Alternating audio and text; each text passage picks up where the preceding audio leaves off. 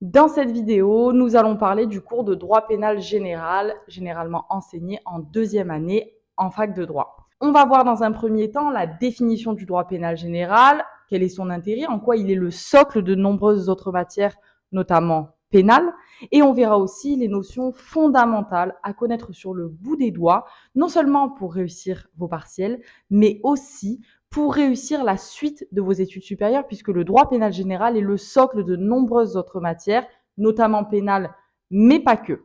Je vous invite donc à suivre cette vidéo avec le plus de sérieux possible, non seulement parce que le droit pénal général est très technique, il est aussi dense, mais aussi parce que, disons-le, et ce n'est pas parce que c'est ma matière que je le dis, le droit pénal général et le droit pénal en général est passionnant.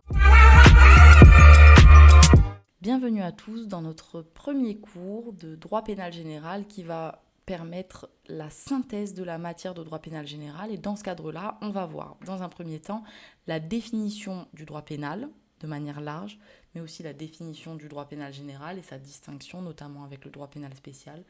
Mais on verra aussi et bien entendu les principales notions à connaître, les notions les plus importantes à connaître pour réussir vos examens de droit pénal général. On commence tout de suite. Ce que vous devez comprendre, c'est que le droit pénal regroupe l'ensemble des règles qui sont communes à toutes les infractions pénales. Il se distingue bien entendu du droit pénal spécial qui, lui, a vocation finalement à régir chaque type d'infraction et chaque domaine d'infraction de manière distincte. Ça signifie qu'il fixe les éléments constitutifs de chaque infraction et les conditions qu'il faut réunir pour qu'elle soit caractérisée. Je m'explique. En droit pénal spécial, les conditions à caractériser pour qu'un meurtre soit qualifié comme tel sont différentes des conditions à caractériser pour qu'un viol soit caractérisé comme tel. Pourquoi ? Parce que le meurtre dépend de la caractérisation d'un élément matériel notamment qui touche à un acte positif qui a conduit à la mort d'une personne. Alors que l'élément matériel du viol, c'est un acte de pénétration sexuelle avec une absence de consentement de la victime. Vous voyez bien que les conditions sont différentes, ce ne sont pas les mêmes, c'est du droit pénal spécial, ce sont les éléments constitutifs de l'infraction. Alors que le droit pénal général, c'est un régime juridique qui s'applique à toutes les infractions pénales. Par exemple, la notion de tentative et sa qualification ne sont pas différentes selon que l'infraction soit un meurtre ou une escroquerie ou un viol. Ce sont les mêmes. Si jamais on veut caractériser la tentative de meurtre, on va caractériser dans un premier temps un commencement d'exécution et dans un second temps une absence de désistement volontaire. Et si l'on veut caractériser la tentative d'un viol, on va caractériser dans un premier temps un commencement d'exécution et ensuite une absence de désistement volontaire. Vous voyez bien que les conditions sont les mêmes ici, alors que l'infraction est différente. Alors que les conditions spéciales, les éléments constitutifs de l'infraction, du meurtre et du viol, étaient différentes quand je vous l'expliquais il y a quelques secondes. C'est ce qui fait toute la différence entre le droit pénal général et le droit pénal spécial.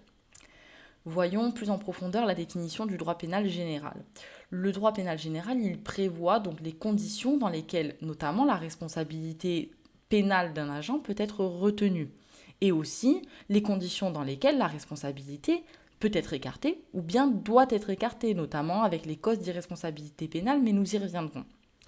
La manière également dont doit être appliquée la loi pénale, que ce soit dans le temps, pour savoir quelle loi doit être appliquée, la loi ancienne, la loi nouvelle, quand des lois se sont succédées, mais également dans un contexte géographique ou spatial, puisque lorsqu'une infraction est commise et qu'il existe un élément d'extranéité, nous y reviendrons dans le cadre du cours sur l'application de la loi pénale dans l'espace, finalement, il y a une question, c'est celle de savoir quelle loi doit être applicable, la loi étrangère, la loi française, et c'est le propre du droit pénal général.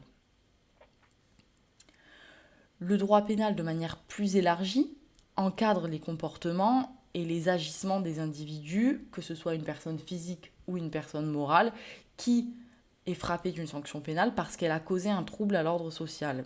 On dit ainsi que l'infraction pénale est le fait prévu et puni par la loi pénale à raison du trouble qu'il cause à l'ordre social. Le droit pénal, bien entendu, et je vous le disais dès le début de ce cours, il est lié à tous les autres domaines du droit et il est important de faire des ponts entre ces domaines. Néanmoins, il conserve une autonomie qui est incontestable. Pourquoi il conserve une autonomie? Simplement parce que le droit pénal a vocation à protéger finalement des intérêts qui sont essentiels et notamment en termes de liberté fondamentale, souvent, très souvent en termes de privation de liberté. On va voir maintenant à quoi sert le droit pénal, puisque c'est quand même important de savoir pourquoi vous étudiez cette matière et pourquoi elle est fondamentale en deuxième année de licence en droit. Le droit pénal, il régit finalement les comportements des individus en société, puisqu'il impose des règles qui ne doivent pas être violées pour protéger chacun des agissements des autres. Finalement, il protège l'ordre social en édictant des règles qui, si elles sont violées, conduisent à l'application d'une sanction, une punition. Le contexte maintenant du droit pénal général est très important puisque vous devez comprendre que le droit pénal général et plus largement le droit pénal de manière élargie est une branche du droit privé, même s'il y a pas mal de discussions en doctrine sur la question de savoir si le droit pénal général est issu du droit public ou du droit privé. Il y a quand même un consensus autour du fait qu'il s'agit d'une branche de droit privé, mais il faut être conscient du fait qu'il revêt certaines caractéristiques du droit public, puisque quand l'individu se rend coupable d'une infraction pénale, finalement il est poursuivi par le ministère public, le parquet, et le ministère public est un représentant de l'État. Finalement, le prévenu ou l'accusé se retrouve confronté à l'État quand il commet une infraction. Et on reconnaît une certaine tendance vers le droit public, puisque en principe, le droit public a vocation à régir les relations entre l'administration et les citoyens, de manière très large. Donc, il y a un sujet là-dessus, même si, comme je vous le disais, il y a un consensus sur le fait que le droit pénal est une branche du droit privé, mais vous pourrez lire dans certains manuels que le droit pénal revêt finalement les caractéristiques du droit public. Il faut le comprendre. Je vais maintenant vous parler des principales notions à connaître en droit pénal général pour arriver à vos partiels gonflés à bloc. Parce que le droit pénal général est composé de notions qui sont incontournables, qui sont fondamentales, et ces notions sont en principe communes à toutes les universités françaises. La seule distinction qui peut exister, c'est les exigences des professeurs qui diffèrent évidemment d'une faculté à une autre, ou encore l'ordre dans lequel le programme est vu, mais les notions sont les mêmes puisqu'on les retrouve et elles servent de base à la suite de vos études supérieures, notamment en troisième année de licence pour la procédure pénale, ou encore pour les masters, surtout en droit pénal. Donc, dans les principales notions à connaître, on a bien entendu la classification. Ce qu'il faut absolument comprendre en droit pénal, c'est que les règles applicables dépendent très souvent de la qualification d'une infraction pénale. Par exemple, la tentative est toujours réprimée lorsqu'il s'agit d'un crime. On peut prendre l'exemple de la tentative de meurtre. Par contre, elle n'est réprimée en matière de délit que si c'est prévu par la loi. Par exemple, les articles qui suivent la définition de l'infraction de vol prévoient que la tentative de vol est réprimée. Et c'est extrêmement important puisqu'on comprend que ça peut avoir une vraie incidence sur la responsabilité de quelqu'un. Puisque la tentative d'un délit, si elle n'est pas prévue par la loi, finalement, elle ne peut pas être caractérisée alors que la tentative d'un crime l'est toujours. Donc la classification des infractions, la distinction entre les différents types d'infractions est essentielle. Et pour cela, je dois vous dire que selon le code pénal, la classification des infractions est opérée selon la gravité de l'infraction et donc de la peine. Puisque la gravité de l'infraction permet de déterminer la nature de l'infraction selon une classification dite tripartite à 3 étages en fonction de 3 degrés de gravité. Pour ça, on a bien entendu la contravention qui est l'infraction qui revêt la gravité la moins importante. Elle est réprimée en principe par la peine d'amende. On a ensuite, de manière intermédiaire, le délit qui est l'infraction dite de gravité moyenne. Et le délit est réprimé par une peine d'amende et ou une peine d'emprisonnement qui peut aller de 2 mois d'emprisonnement à 10 ans d'emprisonnement. On passe ensuite au crime qui est l'infraction la plus importante, la plus grave, puisqu'elle est réprimée par une peine d'amende très souvent et ou une peine de réclusion criminelle qui est forcément supérieure à 10 années, puisque vous l'avez compris, la peine de privation de liberté qui est inférieure ou égale à 10 années et l'emprisonnement appliqué au délit. Au-delà de 10 années, on ne parle plus d'emprisonnement, on parle de réclusion criminelle. C'est très important d'opérer cette distinction dès la 2e année de droit. Quel est l'intérêt de la classification de ces infractions? Pourquoi on distingue les infractions en fonction de ces catégories? Tout d'abord parce que de la nature de l'infraction, dépend la peine qui va être appliquée. En plus de ça, sa nature va dépendre va dépendre la compétence de la juridiction qui sera chargée d'en juger l'auteur, puisque les contraventions sont jugées par le tribunal de police et que les délits sont jugés par le tribunal correctionnel, et enfin que les crimes sont jugés par les cours d'assises ou les cours criminels qui sont encore en cours d'expérimentation. Mais en principe, la classification des juridictions est opérée de la sorte. Donc c'est extrêmement important de le comprendre et de comprendre que toutes les infractions pénales ne sont pas jugées par toutes les juridictions. Elles sont jugées par une juridiction propre à chacune et à la gravité de chacune. Ce qu'il faut savoir, c'est que, outre la peine et la compétence des juridictions, la classification des infractions a un intérêt sur le plan de la prescription. Pourquoi ? Parce qu'une contravention, elle ne peut être poursuivie que dans un délai d'1 année qui suit sa commission. Au bout d'1 année de commission de contravention, on dit que l'infraction est prescrite. On ne peut plus la poursuivre. Tandis que pour les délits, c'est un délai de 6 années. Donc, à compter de la commission de l'infraction, qui est un délit, le ministère public a 6 années pour poursuivre l'auteur.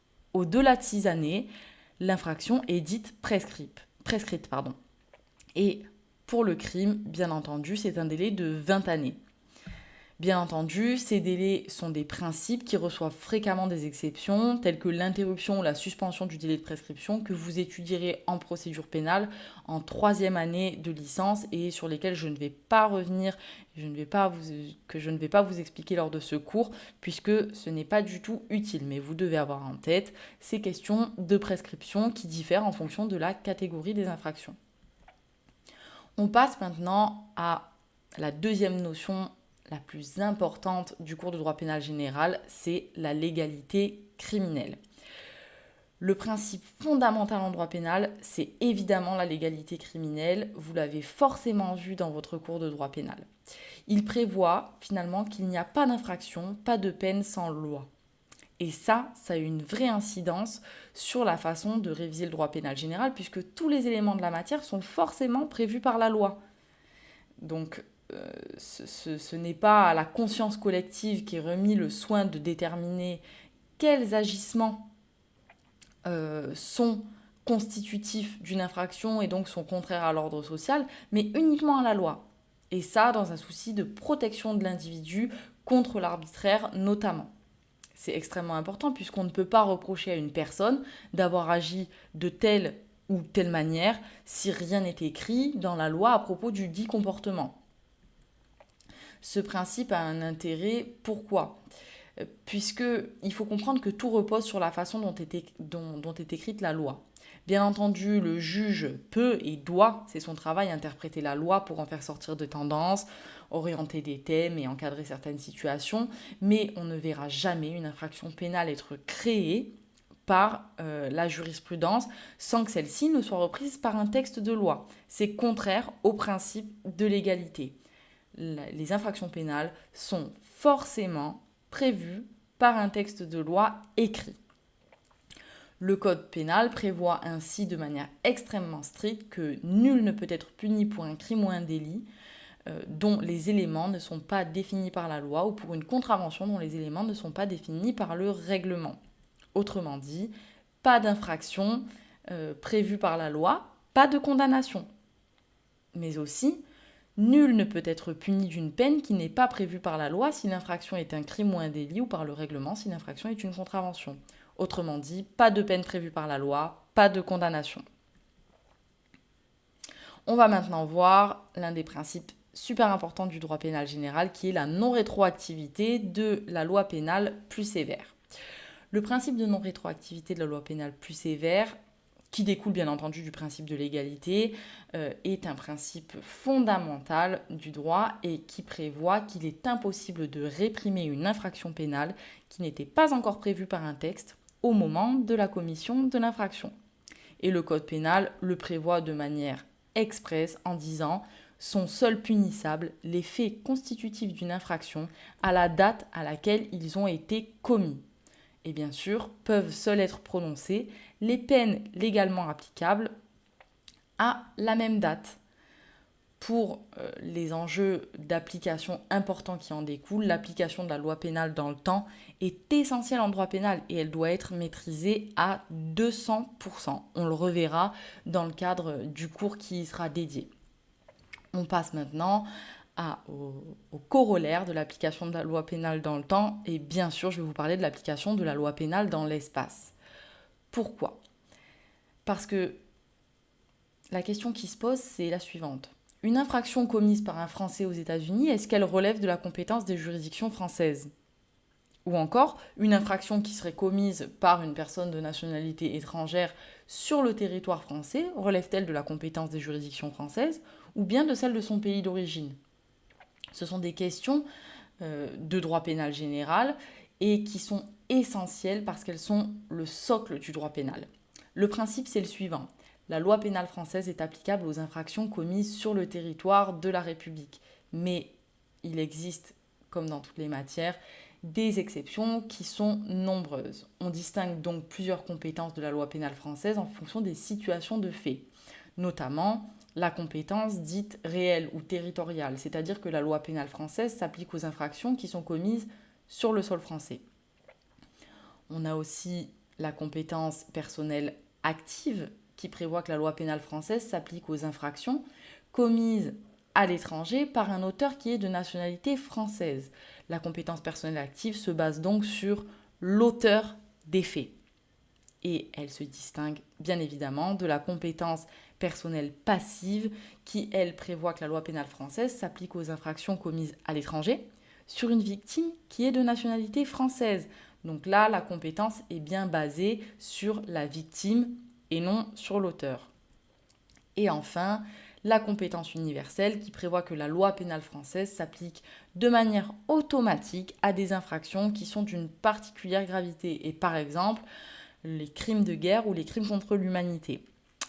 Vous verrez à ce titre que j'ai préparé un exercice dans le cadre des annales qui traite de ce sujet, de la compétence universelle et qui est essentiel puisque c'est une vraie actualité du droit pénal général à connaître. On passe à présent à un autre thème fondamental du droit pénal général qui est les éléments constitutifs. Il faut bien comprendre que la caractérisation d'une infraction nécessite la réunion de 3 éléments. Un élément légal, qui est la légalité criminelle. Donc, par exemple, pour le vol, l'article 311-1 du Code pénal réprime le vol, mais aussi un élément matériel et un élément moral. La distinction entre ces 3 éléments et la compréhension des enjeux de chacun est essentielle. D'abord, parce que vous devez réussir vos examens de droit pénal général, mais également pour poursuivre vos études supérieures en droit, et ce sera essentiel. L'élément matériel, finalement, c'est le comportement, l'agissement, donc ça peut être un acte positif ou ça peut être une abstention. Et cet élément matériel, il est perceptible et il est définissable. Par exemple, L'élément matériel du vol, c'est la soustraction de la chose d'autrui, et donc l'interversion de la possession. Ainsi, se saisir d'un objet et le ranger dans son sac peut caractériser l'élément matériel du vol, puisque cet agissement est perceptible. On peut le définir.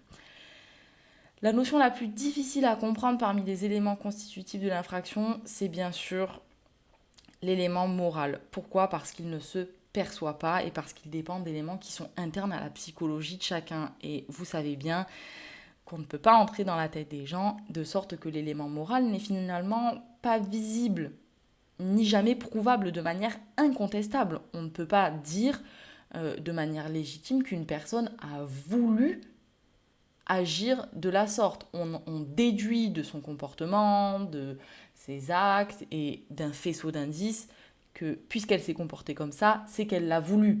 Mais personne n'est en mesure de déterminer de manière incontestable si une personne a voulu et a eu l'intention d'agir comme elle l'a fait. Il est essentiel de comprendre comment est déterminé l'élément moral dans la caractérisation de l'infraction et de comprendre la place qu'il occupe, puisqu'il a une place centrale. En principe, aucune infraction ne peut être commise sans le vouloir. Il y a une exception qui existe à ce principe, ce sont bien entendu les infractions qui sont non intentionnelles, dites parfois de négligence ou d'imprudence. Finalement, l'élément moral repose sur l'intention, la volonté, voire même parfois la connaissance et la conscience de réaliser une action prohibée. Il est bien entendu plus difficile à caractériser car il est purement interne à la personne et c'est ce que je vous disais au tout début. On va maintenant passer à la complicité et la tentative qui sont tout aussi essentielles en droit pénal général. Pourquoi elles sont essentielles ? Puisqu'elles innervent la quasi-totalité des infractions pénales spéciales. Ce sont donc des éléments essentiels à connaître sur le bout des doigts. La caractérisation de la complicité et de la tentative par la réunion de critères ou de conditions fait dépendre l'issue de nombreuses situations. Et vous comprenez bien qu'une erreur dans l'application des conditions peut conduire à la résolution d'une situation de manière erronée.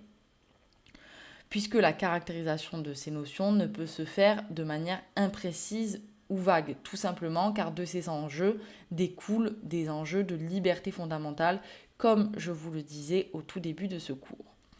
La complicité, pour commencer, est caractérisée lorsque 3 conditions sont réunies. D'abord, un fait principal punissable, c'est-à-dire lorsqu'une personne a commis une infraction, mais aussi, et bien entendu, un acte positif, un acte d'aide, d'assistance, ou d'instigation ou de fourniture d'instruction. C'est-à-dire que le complice a agi de manière positive et il ne s'est pas contenté de ne pas agir. Il n'a pas simplement omis d'agir. Et enfin, bien sûr, une volonté d'apporter son aide à l'entreprise délictuelle, c'est-à-dire à la conscience pour le complice de ce que, par ses agissements, il a contribué à la réalisation de l'infraction par l'auteur principal. Il voulait agir pour aider ou pour apporter son assistance à l'auteur principal d'une infraction. Bien entendu, la complicité implique de distinguer avec beaucoup de précision l'auteur principal du complice pour ne pas s'en mêler les pinceaux. Enfin, sur la complicité, ce qu'il est essentiel de retenir, c'est que le complice est puni de manière identique à l'auteur principal. Donc en principe, aucune distinction n'est faite en fonction de ce qu'une personne a participé à une infraction de manière directe, lorsque c'est elle qui a commis l'infraction, ou qu'elle a simplement apporté son concours en conduisant une voiture, en allant chercher un sac plastique dans une cité, etc., etc. Il n'y a aucune distinction sur la peine.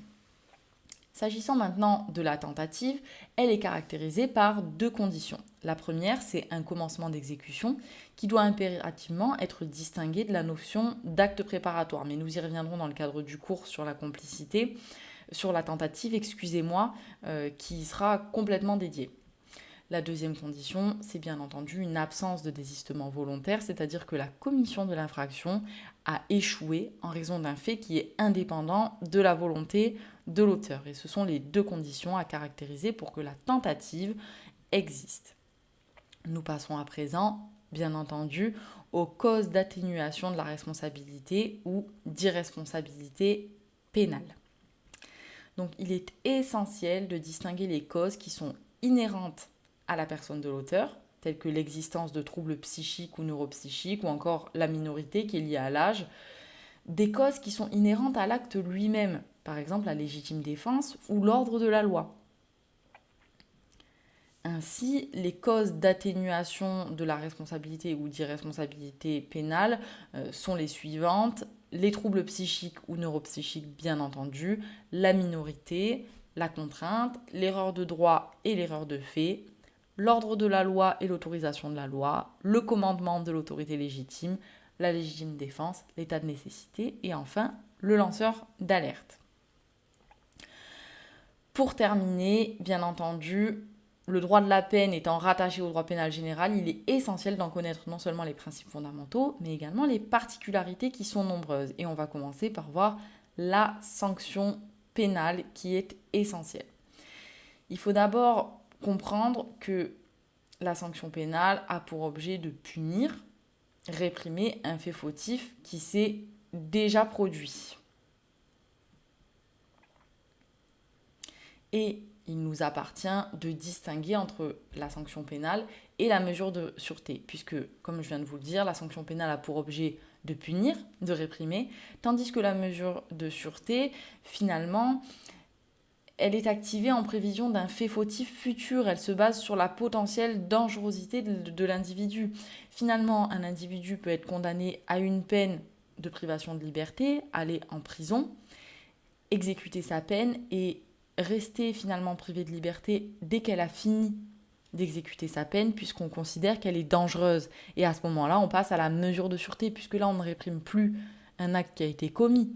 Finalement, on prévoit l'éventuelle dangerosité d'un individu et donc on le garde enfermé au cas où il commettrait une nouvelle infraction. Autre thème très important en droit de la peine, les fonctions de la peine. La fonction de la peine, parce qu'elle punit parce qu'elle punit un comportement prohibé, un trouble à l'ordre social, elle a une fonction d'intimidation, une fonction de rétribution et une fonction, bien entendu, de réinsertion. La fonction d'intimidation, pour commencer, explique que le législateur fixe les peines les plus hautes pour les comportements les plus graves. Selon le législateur, la peine aurait un effet qui consiste à intimider les individus qui agissent en société, de sorte que, en ayant conscience de la peine encourue, l'agent se rétracterait de son acte délictuel ou criminel parce qu'il craint de voir cette sanction pénale appliquée. La deuxième fonction de la peine, c'est bien entendu la fonction de rétribution qui existe, semble-t-il, pour punir purement et simplement, comme on pourrait le faire de manière très très schématisée, pour un enfant qui est envoyé au coin après qu'il ait fait une bêtise. Et enfin, la dernière fonction est la fonction de réadaptation, qui est la plus récente et la plus nécessaire, en ce qu'elle a pour objet d'éviter que le délinquant ou le criminel ne retombe perpétuellement dans la délinquance ou la criminalité. Finalement, elle représente une croyance, non seulement en l'humanité, mais également une croyance en l'avenir des délinquants et des criminels. Le régime d'application et d'exécution des peines est aujourd'hui très très largement axé sur l'insertion et la réinsertion des auteurs d'infractions dès leur incarcération, en milieu fermé ou en milieu ouvert d'ailleurs, mais vous le verrez de manière plus large en procédure pénale l'année prochaine. Vous l'aurez compris, le régime d'application et d'exécution des peines est axé sur l'insertion et la réinsertion des auteurs d'infractions dès leur incarcération, que ce soit en milieu ouvert ou en milieu fermé, mais surtout en milieu fermé. Le but étant finalement de préparer l'intéressé à la reprise du cours de sa vie dans des conditions qui sont propices à une existence saine et conforme à la loi. Nous allons maintenant voir, dans le cadre de la sanction pénale toujours, le principe d'individualisation de la peine ou dit de personnalisation de la peine.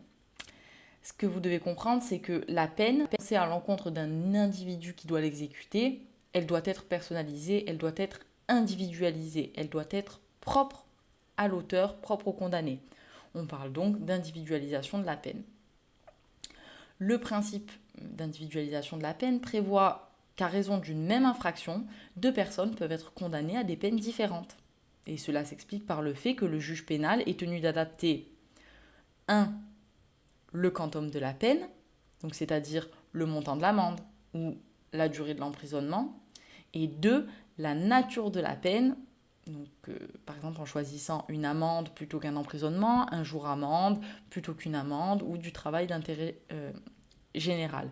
Ainsi, le quantum et la nature de la peine sont adaptés en fonction notamment de la personnalité de l'auteur, de sa situation matérielle, financière, familiale, psychologique ou même sociale, et aussi en fonction des faits de l'espèce. C'est-à-dire que les conditions dans lesquelles se sont déroulés les faits et les agissements de l'auteur sont bien entendu pris en compte dans le prononcé de la peine. Partielle.